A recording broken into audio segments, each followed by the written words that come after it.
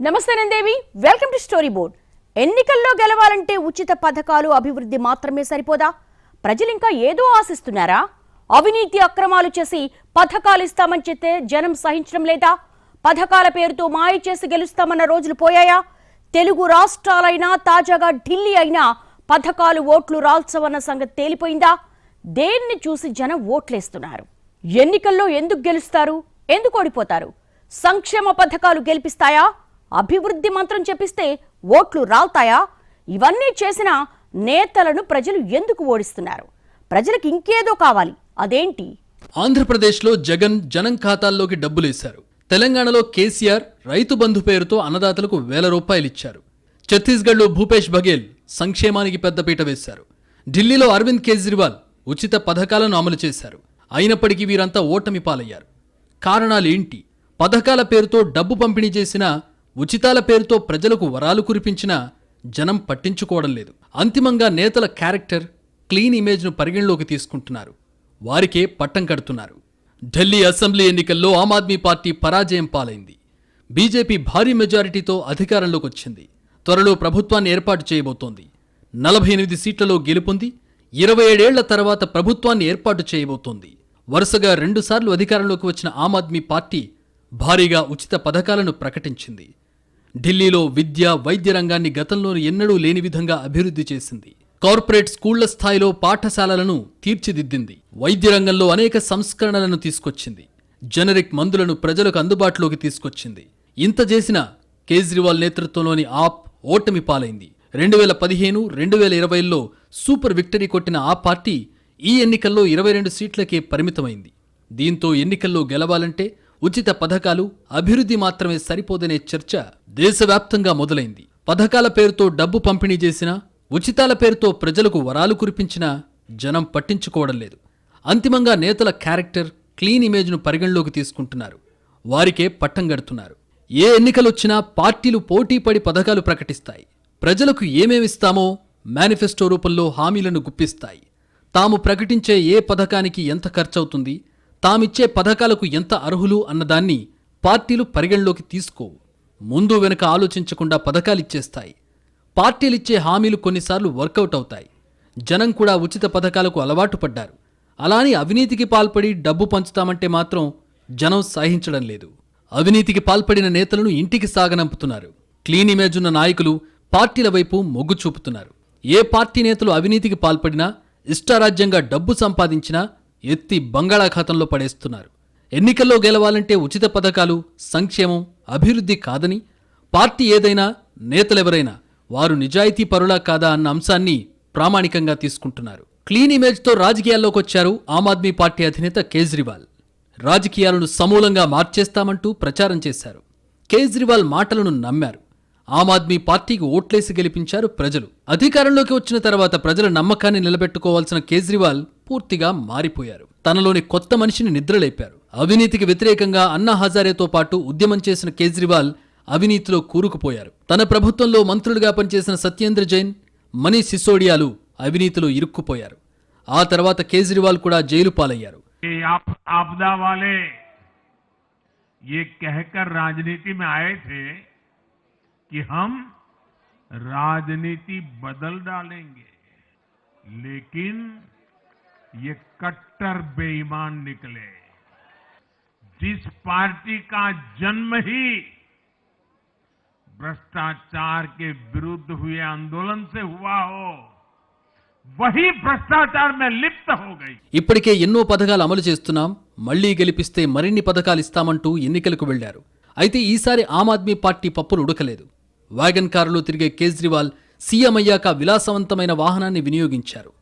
రెండోసారి సీఎం అయ్యాక కోట్ల రూపాయలు ఖర్చు చేసి అద్దాల భవనాన్ని నిర్మించుకున్నారు. అదే సమయంలో స్థానిక సమస్యలను గాలి కొదిలేశారు. దీన్ని ఢిల్లీ ప్రజలు సహించలేకపోయారు. ఎన్నో నీతి సూక్తులు చెప్పే కేజ్రీవాల్ ఇలా వ్యవహరించడంతో తాజా ఎన్నికల్లో గుణపాఠం చెప్పారు. పార్లమెంట్ ఎన్నికలైనా, అసెంబ్లీ ఎన్నికలైనా పార్టీల మేనిఫెస్టోలను మాత్రమే చూడడం లేదు. అభివృద్ధిని ఒక్కటే పరిగణలోకి తీసుకోవడం లేదు. ఏ పార్టీ పనితీరు బాగుంది, ఆ పార్టీలో పనిచేస్తున్న నేతల క్యారెక్టర్ ఏంటి, క్లీన్ ఇమేజ్ ఉన్న నాయకుడా కాదా అన్నది ప్రజలు గమనిస్తున్నారు. ఢిల్లీ అసెంబ్లీ ఎన్నికల్లో ఆమ్ ఆద్మీ పార్టీ, కేజ్రీవాల్, ఆ పార్టీ నేతలు చేసిన అవినీతిని బీజేపీ అస్త్రంగా మార్చుకుంది. శీష్ మహల్, లిక్కర్ స్కామ్ అంశాలను ప్రజల్లోకి తీసుకెళ్లింది. ఆప్ అవినీతికి తోడు ప్రధానమంత్రి మోదీ క్లీన్ ఇమేజ్ కాషాయ పార్టీకి కలిసొచ్చింది. ఢిల్లీ ఎన్నికలకు ముందు ప్రధాని మోదీ 10 ఏళ్లలో అవినీతికి ఆస్కారం లేకుండా పాలించామని పార్లమెంట్ సాక్షిగా చెప్పుకొచ్చారు. मैं बचत की तो बात कर रहा हूं, लेकिन पहले अखबारों की हेडलाइन हुआ करती थी, इतने लाख के घोटाले, इतने लाख के घोटाले, इतने लाख के घोटाले।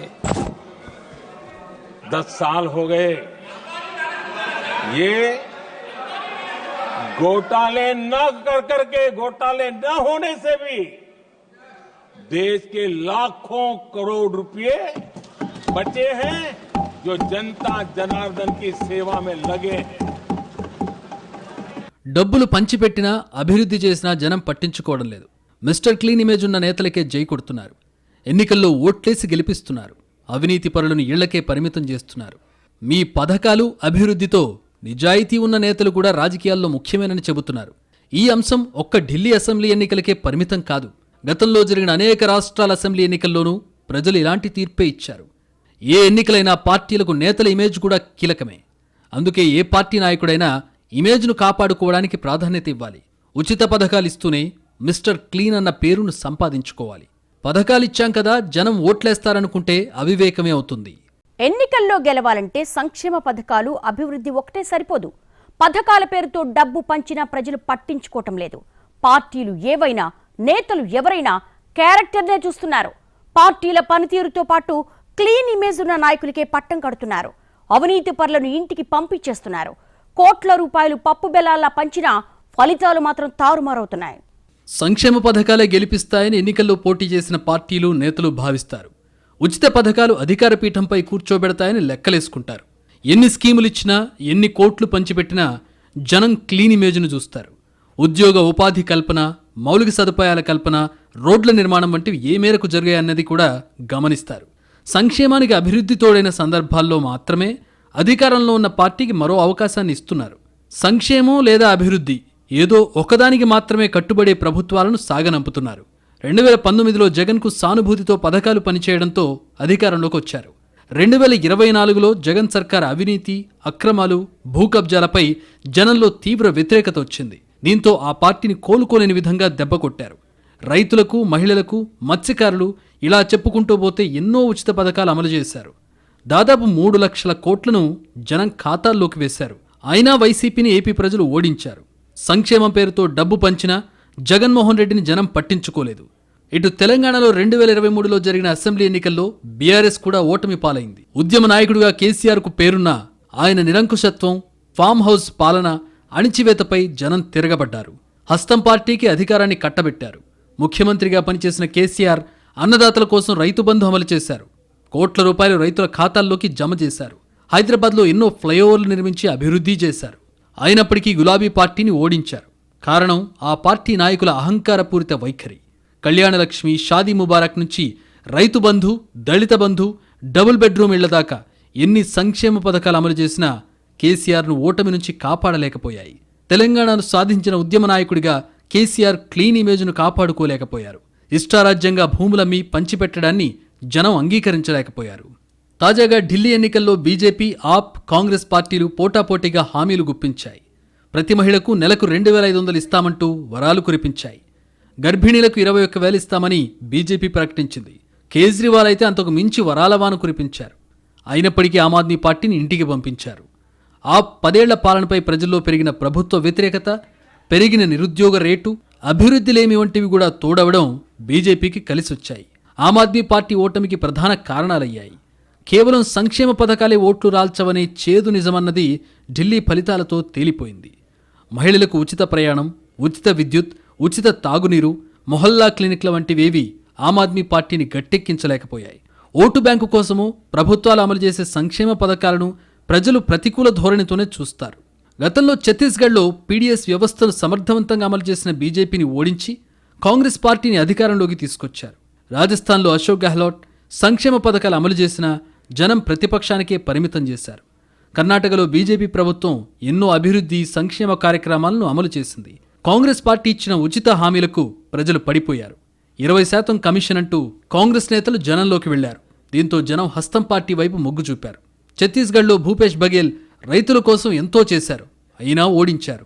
ఆయా రాష్ట్రాల్లో ఏ పార్టీ గెలిచినా ప్రధానంగా నేతల ఇమేజ్నే పరిగణలోకి తీసుకున్నారు. 20% అవినీతికి పాల్పడిన బీజేపీని కర్ణాటకలో సాగనంపారు. ఛత్తీస్గఢ్లో భూపేష్ బఘేల్ అవినీతిని ప్రజలు సహించలేదు. సంక్షేమం పేరుతో అడ్డగోలుగా ప్రజల ఖాతాల్లోకి లక్షల కోట్లేసినంత మాత్రాన ఎన్నికల్లో గెలుస్తామని భావిస్తే పప్పులో కాలేసినట్లేనని విశ్లేషకులు చెబుతున్నారు. వాటికి ఒక పరిమితి ఉంటుంది. అభివృద్ధికి సంక్షేమానికి మధ్య సమతౌల్యం లేకపోతే ఏ పార్టీకైనా కష్టాలు తప్పవని ఢిల్లీ ఫలితాలతో తేలిపోయింది. రాజకీయ పార్టీలు ఒకదాన్ని మించి మరొకటి పోటాపోటీ కోట్ల రూపాయల హామీలను విచక్షణ మరిచి ఇచ్చుకుంటూ పోతున్నాయి. ఈ పథకాల అమలుకు కోట్ల రూపాయల అప్పులు తెచ్చుకుంటున్నాయి. ఆంధ్రప్రదేశ్, తెలంగాణ, కర్ణాటక, ఢిల్లీ ప్రభుత్వాలు ఇవే చేశాయి. ఇష్టారాజ్యంగా అప్పులు తెచ్చి పథకాల పేరుతో పంచిపెట్టాయి. బడ్జెట్ అప్పులను మాత్రమే లెక్కల్లో చూపుతూ బడ్జెటేతర అప్పుల్ని దాచేసి మాయ చేసే ప్రయత్నం చేస్తున్నాయి. అభివృద్ధి మృగ్యమై అప్పులు మాత్రమే మిగలడంతో అసలు వడ్డీలు గట్టే దారి తెలియక ప్రభుత్వ భూములు, ఆస్తులను తాకట్టు పెడుతున్నాయి. Back to story board. ఎన్నికల్లో గెలుపు కోసం పార్టీలు పోటీ పడి హామీలిస్తున్నాయి. బడ్జెట్ సంగతి దేవుడెరుగు. ముందు ఎన్నికల్లో గెలిస్తే చాలు, ఆ తర్వాత హామీల సంగతి చూసుకుందాంలే అనేలా పొలిటికల్ పార్టీలు వ్యవహరిస్తున్నాయి. తాజాగా ఢిల్లీలో కూడా బీజేపీ వేల కోట్ల రూపాయల హామీలు ఇచ్చింది. ఇప్పుడు ఎలా చేస్తుందనేదే ప్రశ్నార్థకంగా మారింది. ఎన్నికల హామీలు అనే మాటకు విలువ లేకుండా చేస్తున్నాయి పార్టీలు. అమలు చేయలేమని తెలిసి ఆచరణ సాధ్యం కాని పథకాలు ప్రకటిస్తున్నారు. ఎలా అమలు చేస్తారని అడిగితే మీకెందుకు అంతా తావీద్ మహిమాని దబాయిస్తున్నాయి. అలవికాని హామీలిచ్చి తర్వాత ఎడాపెడా అప్పులు చేయడం పరిపాటిగా మారిపోయింది. దీంతో రాష్ట్రాల ఆర్థిక పరిస్థితులు తలకిందులవుతున్నాయి. ఇటీవల ఆర్బీఐ ఇచ్చిన ఓ నివేదిక ప్రకారం చాలా రాష్ట్రాలు ఉచితాల భారం మోయలేకే చేతులెత్తేస్తున్నాయి. కేవలం పథకాల అమలు కోసమే అప్పులు చేసే రాష్ట్రాల సంఖ్య క్రమంగా పెరుగుతోంది. తమిళనాడులో మొదలైన ఉచిత పథకాలు మెల్లగా దేశమంతా విస్తరించాయి. అయితే తొలి దశలో కాస్త ఆచితూచి హామీలిచ్చిన పార్టీలు ఇటీవల రెండో దశకు తెరతీసి ఎడాపెడగా వాగ్దానాలు చేస్తున్నాయి. హామీలు ఆచరణ సాధ్యమా కాదా అనే మీమాంస పడకనబడి వేలం పాటలాగా మారిపోయింది పరిస్థితి. ఓటర్లను ఉచితాల వర్షంలో ఉక్కిరిబిక్కిరి చేసేసి ఓటేయకపోతే ఏదో మిస్ అయిపోతారనే భ్రాంతిలో ముంచేసి అధికారంలోకి వచ్చే కళలో పార్టీలు ఆరితేరాయి. ఇక్కడ ప్రాంతీయ పార్టీలైనా జాతీయ పార్టీలైనా ఒకటే పోకడ. గెలుపే పరమావధిగా ఆపద మొక్కులు మొక్కడం, ఆ తర్వాత అమలు కోసం తెగబడి అప్పులు చేయడం. ఇంతకు మించిన ఏ పార్టీ కొత్తగా ఆలోచించడం లేదు. ఓటర్ల చెవిలో పూలు పెట్టడమే సులభమైన పద్ధతని బలంగా నమ్ముతున్నాయి. పార్టీల ధోరణి ఎప్పుడూ ఉచిత పథకాలిస్తేనే జనం ఓట్లేస్తారు అన్నట్టుగా ఉంటుంది. ఒకప్పుడు వడ్డించిన విస్తరణ పథకాలుండేవి. ఆ తర్వాత కలుపుకుని తినే కర్మ నీకెందుకని ముద్ద కలిపి నోటికి అందించడం మొదలుపెట్టారు. ఆ తర్వాత నమిలి అరాయించుకోవాల్సిన కర్మ నీకెందుకు, ఆ పని కూడా మేమే చేసి పెడతామన్నంత వరకు వచ్చింది కథ. తెలుగు రాష్ట్రాలే ఎందుకు ఎగ్జాంపుల్. సో ఎవరొచ్చినా పథకాలైతే ఆగవు కదా అనేంతగా దిగజారింది పరిస్థితి. ఈ భావన రావడంతో పార్టీలపై, నాయకులపై ప్రజల్లో కృతజ్ఞతాభావం తగ్గింది. పలానా ప్రభుత్వంపై గాని, పలానా ముఖ్యమంత్రి విషయంలో గాని రుణపడి ఉండడం అనేది తగ్గిపోయింది. ప్రజల్లో రాజకీయ స్పృహ బాగా పెరిగింది. ఎవరు సీఎం అయినా ఉచిత పథకాల పేరుతో పంచేది వాళ్ళ డబ్బులు కావు గదా అనే ఓ స్పృహతో ఉన్నారు. అవి జనం డబ్బు, అంటే తమ డబ్బు, మా డబ్బులు మాకు పంచుతున్నారు అనే వివేకం కలిగింది ప్రజల్లో. ఎన్నికలప్పుడు ప్రజలకు చాలా అందమైన మాటలు చెబుతాయి పార్టీలు. ప్రతిపక్షంగా ఉన్న పార్టీలు ప్రభుత్వం చేస్తున్న అప్పులను చూపిస్తూనే ప్రజల్లో ఆశలు రేపుతారు.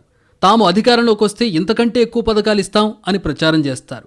ఓవైపు అప్పు పెరుగుతోందని అంటున్నది వాళ్లే, గెలిస్తే అంతకంటే ఎక్కువ ఇస్తాం అంటున్నది వాళ్లే. అదెలా? ఈ ప్రశ్న వినిపించినప్పుడు ప్రతిపక్షంగా ఉన్న పార్టీలు చాలా అందమైన సమాధానాలు చెబుతాయి. ఇదిగో పలానా దగ్గర సేవ్ చేస్తే ఈ పథకం ఇవ్వచ్చు, పలానా రూపంలో సంపద సృష్టిస్తే ఈ పథకాలు ఇవ్వచ్చు అని చెబుతాయి. మీకేం భయం లేదు, మా దగ్గర యాక్షన్ ప్లాన్ ఉంది, పథకాలు అమలు చేస్తాం అని చాలా కన్విన్సింగ్గా చెబుతాయి. తీరా పవర్లోకి వచ్చాక ఎవరికీ దిక్కుతోచదు. దీంతో అప్పులు చేయడమే పనిగా పెట్టుకుంటున్నారు. ఆ తర్వాత పథకాలు తగ్గించడమో లేకపోతే కొన్ని నిలిపేయడమో మినహా మరో దారి కనిపించదు. అధికారంలోకి వచ్చి రాగానే పథకాలు కావాలి, ఇవ్వాలి అని అడుగుతారు జనం. అలా రాష్ట్ర ప్రభుత్వాలపై ఒత్తిడి పెరుగుతుంటుంది. ఓవైపు ఖజానాలో డబ్బుండదు, కానీ ప్రజలకు వెంటనే పనిచేయాలి. అంటే ఏం చేయాలి? అభివృద్ధి పనులు ఆపేయాలి లేదా ప్రజలపై భారం మోపాలి. అలా చేస్తే అల్టిమేట్గా నష్టపోయేది ప్రజలే. ప్రజలపై భారాలు మోపితేనే సంక్షేమాన్ని ముందుకు తీసుకెళ్లే పరిస్థితి వస్తుంది. భారత రాజకీయాలకు శాపంగా మారిన ఈ ఫ్రీబీ కల్చర్ తొలగించకపోతే దీర్ఘకాలంలో దేశాభివృద్ధి కుంటుపడే అవకాశం పుష్కలంగా ఉంది. అహేతుకమైన ఉచితాలను ప్రకటించే పార్టీల గుర్తింపు రద్దు చేసేలా ఎన్నికల సంఘాన్ని ఆదేశించాలని అశ్విని కుమార్ ఉపాధ్యాయ్ 2002 జనవరిలో సర్వోన్నత న్యాయస్థానాన్ని ఆశ్రయించగా సుప్రీంకోర్టు ఎన్నికల సంఘానికి నోటీసు జారీ చేసింది. సాధారణ బడ్జెట్ కంటే ఉచిత బడ్జెట్ ఎక్కువగా ఉంటుందని సుప్రీంకోర్టు ఆందోళన వ్యక్తం చేసింది. ఉచితాలు నిష్పక్షపాత ఎన్నికలు అనే భావనకు విఘాతంగా మారుతున్నాయి. ప్రజల డబ్బును ఎగరవేసి ఓట్లు సంపాదించే మార్గాలుగా పార్టీలు ఉచితాలను తీర్చిదిద్దుతున్నాయి. ఉచిత విద్యుత్, ఉచిత రవాణా లాంటి దారి తెన్ను లేని, ప్రణాళిక లేని పథకాలు ఆయా సంస్థలను నిర్వీర్యం చేసి మొత్తంగా మూసివేతకు దారితీయొచ్చు. ఇప్పటికీ అనేక రాష్ట్రాలు రుణభారం పెరిగి ప్రాధాన్య రంగాలపై తగిన నిధులను వెచ్చించలేకపోతున్నాయి.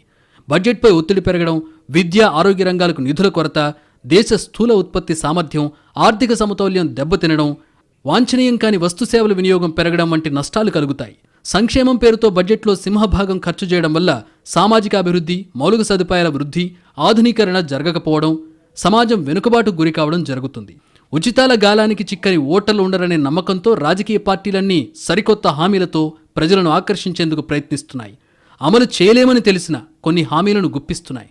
వర్కౌట్ కావని గుర్తించిన ముందు వెనుక ఆలోచించకుండా వాగ్దానాలు ఇచ్చేస్తున్నారు. అధికారం కోసం ఆపద మొక్కులు, గెలిచాక అడిగేదెవరనేది కొందరి ధోరణి. పవర్లోకొచ్చాక ఎలాగోలా తిప్పలు పడొచ్చులే అనేది మరికొందరి వైఖరి. ఇలా ముందు గండం గట్టెక్కాలే గాని తర్వాత సంగతి ఇప్పుడు ఆలోచించి బుర్ర పాడు చేసుకోవడం ఎందుకనే రాజకీయ జ్ఞాన ప్రవాహం దేశంలో గంగా ప్రవాహాన్ని తలపిస్తోంది. ఒకవేళ ప్రజలపై భారం మోపకూడదు అనుకుంటే ఎడాపెడా అప్పులు చేయాలి, లేదా అభివృద్ధి విషయంలో కాంప్రమైజ్ అవ్వాలి. హామీలిచ్చే ముందు రాష్ట్ర బడ్జెట్ అనుమతిస్తుందా లేదా అనేది చూసుకోవాలి. ఎందుకంటే ఎవరికీ డబ్బులేం ఊరికే రావు. అవేం ఆకాశం నుంచి ఊడిపడవు, చెట్లకు కాయవు. ఉన్నంతలో ప్రజలకు ఎలా మేలు చేయగలమో ఆలోచించాలి. కానీ పార్టీలకు తమ మేలు చూసుకోవడమే ప్రధానం గాని హామీలు అమలు చేయడం కాదు కదా అనేది పొలిటికల్ సెన్స్.